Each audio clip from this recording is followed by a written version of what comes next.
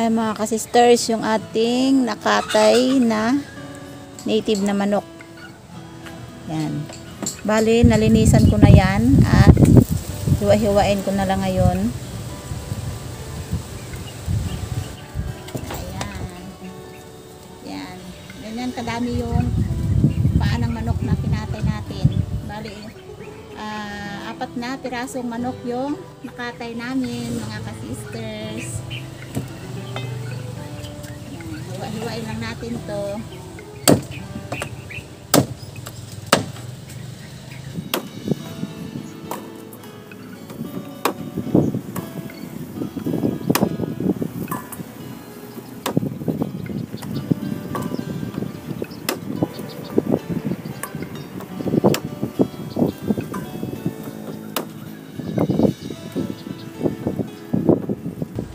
Yung pakpak ay sasabawan natin.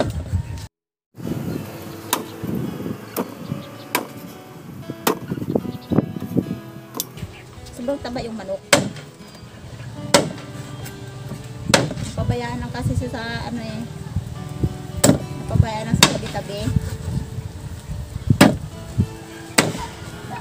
Kaya yung mga tinatapon ng kapitbahay ng mga pagkain ay nasasalo nila.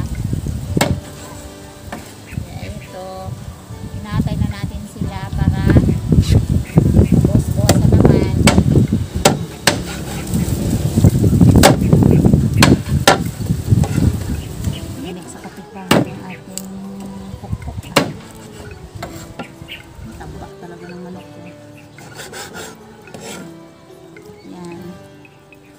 Ganyan ang manok na ligaw, yung hindi nakakulong. Kaya lahat ng pagkain ko sa labas, salo. Pati tanim ng kapitbahay, salo din. Kaya binigyan na natin ng katapusan ang problema ng kapitbahay dahil ang ating manok ay nagiging pasaway na.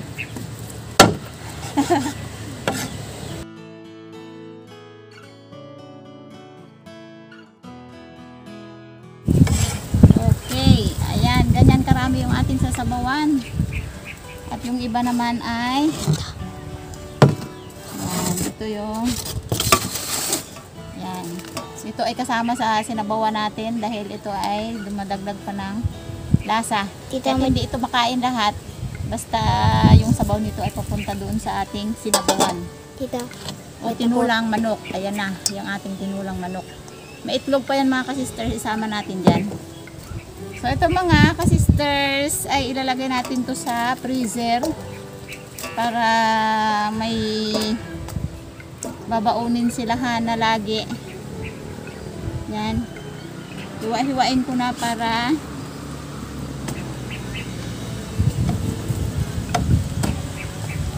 kumasya sa ating baunan.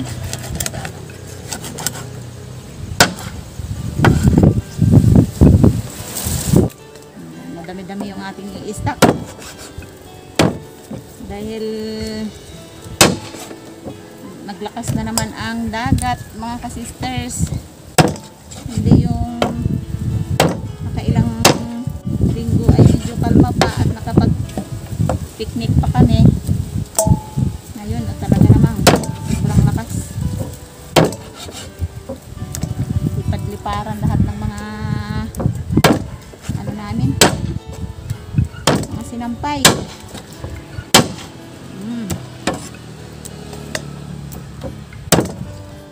Ayan. So susunod na ito lulutuin. At ito na muna yung ating lulutuin ngayon ay tinulang manok na native sa papaya. Ilagay muna natin yung ating ilalagay sa freezer.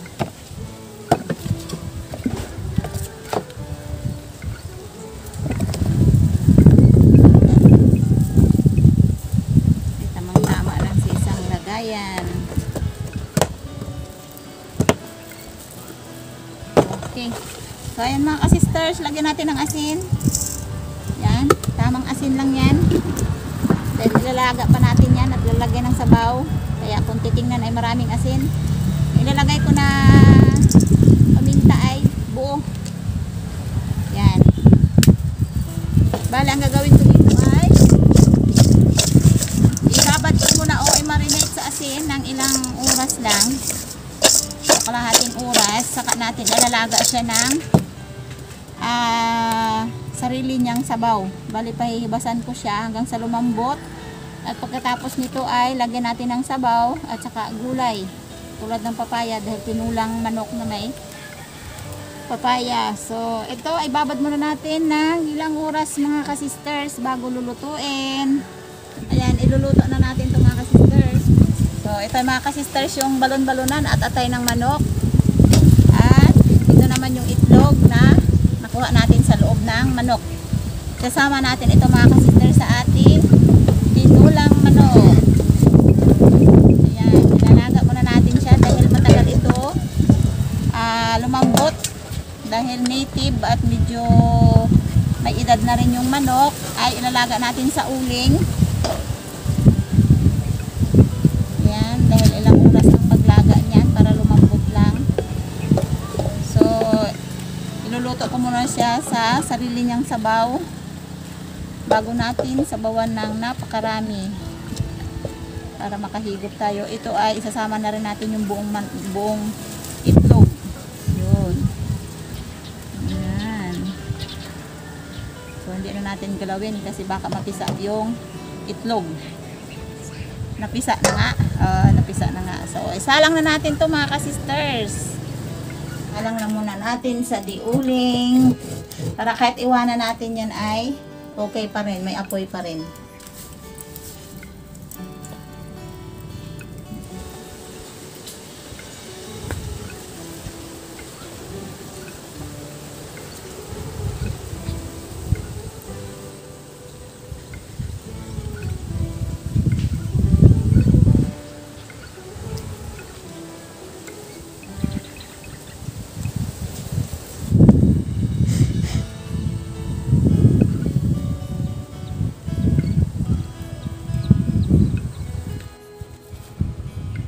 Bal siguro to.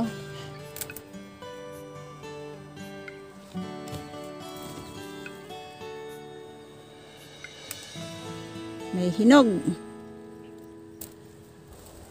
Yun.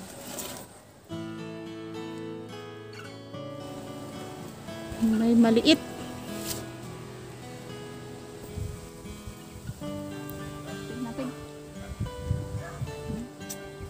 Tamis. Sobrang tamis.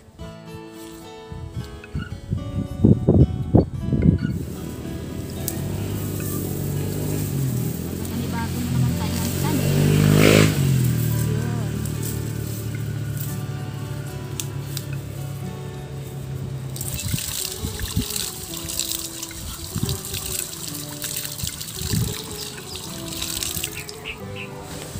So, ayan mga kasisters, natuyo na yung sabaw niya. Saka yung itlog na yan ay naluto na rin. Gawin ko dito sa isang itlog na to ay kukunin ko siya at kakainin. Ayan, tanggad. Tapos tatanggalin ko muna yung itlog na to na walang balat. Kasi madudurog to kapag nilagyan natin siya ng sabaw. Mamaya natin ilagay ito pag halimbawa na laga na. Bago ko siya lagyan ng mga ingredients ay yung talagang malambot na. Kasi madudurog yung papaya. Ilagay natin ang papaya. Pagkaluto ng papaya ay templado na yan mga sisters. Yan, saka ko palang ilagay yung sibuyas at saka luya. Pinahuli ko sadya yan dahil nagpalambo tayo ng manok. Maluluto din yan kapag ang papaya ay maluluto din. So, kulo muna. Pagkanamit na sura, lam.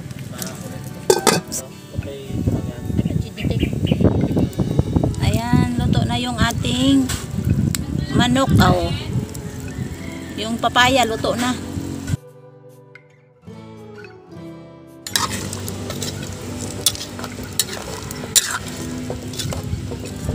Ayan, okay na yan.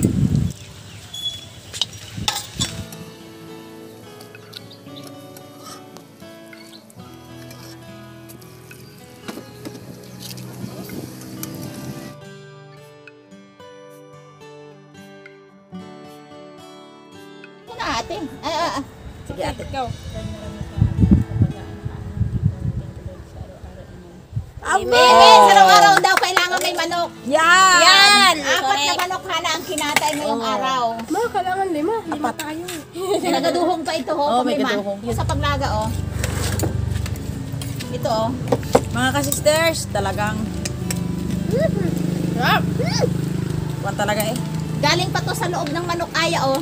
Swerte. Loob, business mo. Hindi pa nalabas? Pagkatay ko, oo, hindi pa labas. Pagkatay ay ano, native to. Wow. Dahil nag-iisa to, akin to. Ano lang? Nilagyan natin ng patis para pang palasa, mga ka-sisters. Ang abang gutom ko talaga. Pagkasarap mga kasisip. Ay, ako ginutom, ay. O yan yun. Tulog ko lang ha. Mga ka-sisters, kain tayo. Talagang swerte ako ngayong araw ah. Kasi dito ko naman nakatira sa atin. O, eh, kasi kanina doon ako kumain sa isang anak. Ngayon dito na naman kay sa panganay. Pagkasarap. Yan. Ay, yung tiklon. Ang tiklon, kinaan ni Lola mo. Yung atay. Yun ang Atay? ano. Ano ang nahanap mo? Oo. Ano to na? Ang sili ay... O, diba? Pagkasarap ng sabaw, ma. Uy, ang itlog. May nabasa ako mga kananay, mga ka-sisters sa comment na ano ba talaga suplada si yung panganay ni ka-sister. Hindi yung suplada, ang panganay ko. Sadyang yan, matahimik yan. Pero mabait yan. Matahimik. Hindi Pero siya, sa mga susunod na buwan, si Hana ay mawala na sa akin. Dahil si Hana ay papunta na sa college. Very busy na. So, hindi na natin siya makasama minsan sa mga videos. Lasa ah. Lasa madira. but, ng ano yung, Adobo? Paldapita. hindi, kalagatik. Ah, Paldapit. yung may anghang na, may ketchup. Pero sa taba ng manok at maraming langis, hindi halata ang anghang, angkon lang. Tamis. Naghiwala yun. Hmm. Ang sarap din naman. Ina mo na kami, bye-bye! Mga ka-sister. Bye-bye na lang. Todo pa ang aming kwan. Thanks for watching. Kailang ano na lang.